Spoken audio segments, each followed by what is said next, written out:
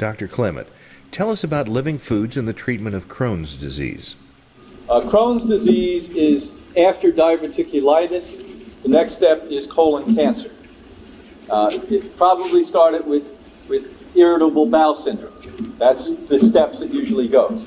What the doctors say, there's no way you'll ever heal it. For the rest of your life, you'll be on medicine. And that's why it never gets better. How you get Crohn's disease and all of the things that precede, or come before, I should say, Crohn's disease, is because you've had dark nothingness in your intestine. You haven't had roughage, you haven't had oxygen, you haven't had enzymes, you haven't had nutrition. Just like you. If I starve you, stick you in a dark room, you're going to look pretty damn bad after a short time. And that's what we've done to the colon.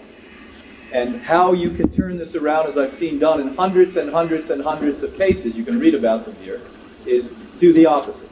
The doctors are going to say, never eat raw food, never eat roughage, we're going to give you raw food. Never do this, never, everything they're telling you not to do to keep you sick, not because they want to, they just don't know any better, we're going to tell you to do the opposite. And it isn't hard, yes, it's very hard, you have to be courageous, absolutely you have to be courageous, and you have to be committed. And if she is that kind of individual, she should come here because we can help her. If she's a sissy and believes what they're going to say to her, this is probably not the right place for her. But I've seen people who have had Crohn's disease for 30 years radically turn it around in 6 months. They don't have problems anymore. They've been in pain. They've had operations. They're bleeding all the time. But you've got to be committed. You can't be bouncing all over from one thing to another.